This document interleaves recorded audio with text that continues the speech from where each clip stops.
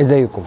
احنا النهارده في أزدا هو واحد من اكبر سلاسل السوبر ماركتس اللي بتبيع السلع الغذائيه هنا في انجلترا، يعني حاجه كده زي مثلا كارفور او فتح الله عندنا في مصر.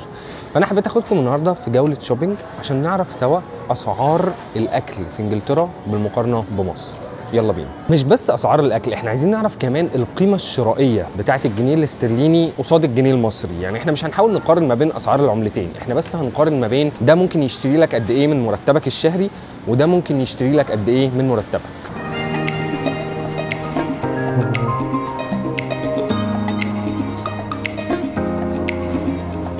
اول حاجه البيض.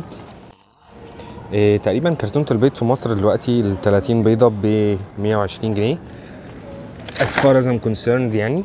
فهنا دي 15 بيضه ب 2 جنيه. انا طبعا ما بنزلش مصر بقالي فتره، فهحاول اقارن الاسعار من على الموقع بتاع كارفور عشان نشوف المقارنه بسعر النهارده.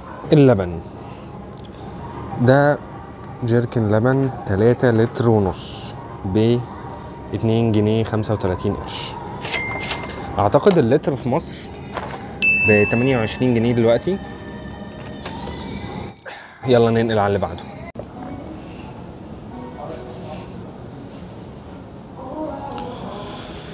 المكرونه. اعتقد المكرونه في مصر يعني مش غاليه قوي، بس مثلا خلينا نشوف. ده كيس مكرونه اسباجيتي 500 جرام ب 28 قرش. طيب لو قارنا كيس المكرونه ده بكيس مكرونه في مصر مثلا متوسط زي مثلا مكرونه ريجينا، هنلاقي ان كيس مكرونه ريجينا من على موقع كارفور ب 15 جنيه، وده كمان بعد التخفيضات بمناسبه رمضان يعني. طبعا احنا بنحاول على قد ما نقدر ان احنا نجيب الاساسيات بس عشان نقارن ما بين اسعار السلع الاساسيه، بس انا صراحه بحب الجرانولا جدا. ففي جرانولا هنا مثلا بجنيه و30 قرش، بس لا في التانيه دي ايوه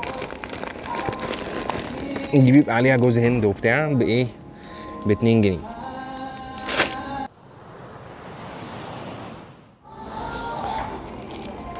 العيش التوست هنا يعني ده مثلا انا مش عايز عيش لان انا عندي عيش في البيت، بس ده مثلا كيس عيش توست ب 95 قرش.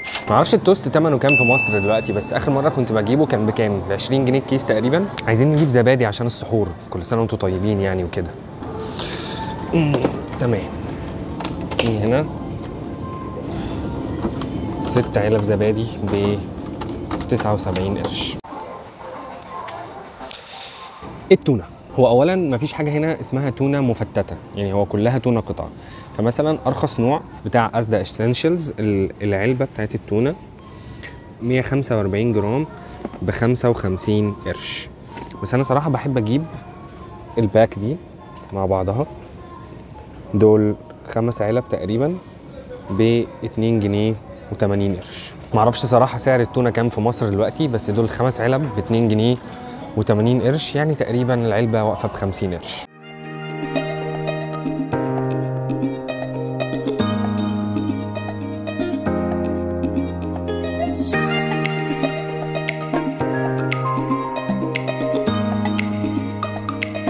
بالنسبه للشاي هو في كذا نوع شاي هنا، بس خلينا نروح لارخص نوع وهو أزدا اسينشلز.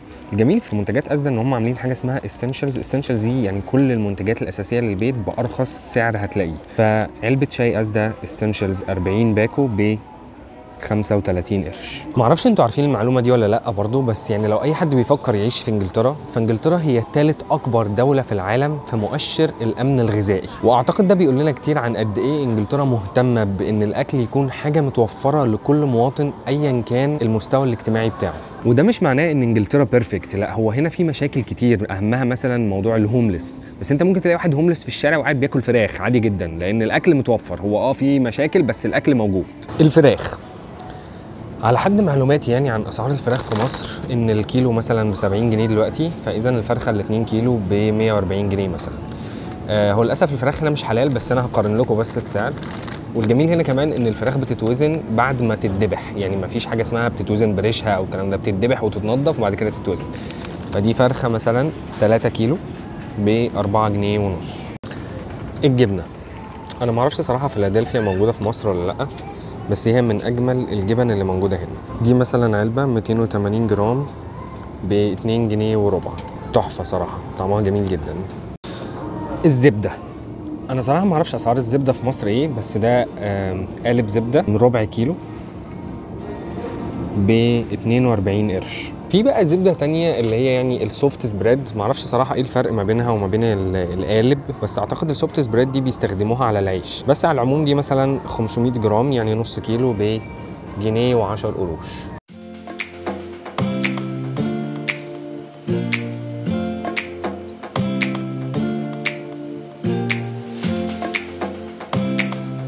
الفاكهه صراحه الفاكهه هنا مش ارخص حاجه، بس مثلا ده كيلو موز تقريبا بيبقى كيلو. تعالوا نوزنه كده نتاكد.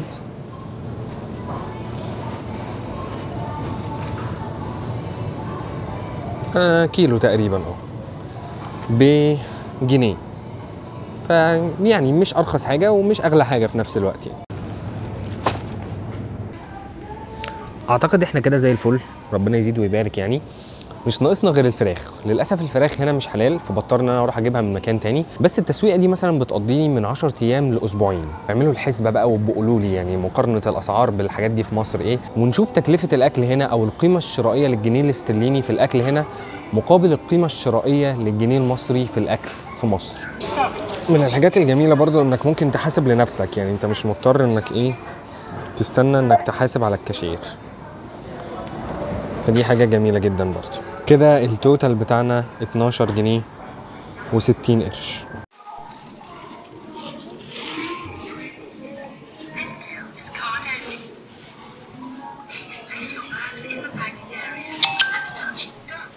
تم الدفع بنجاح.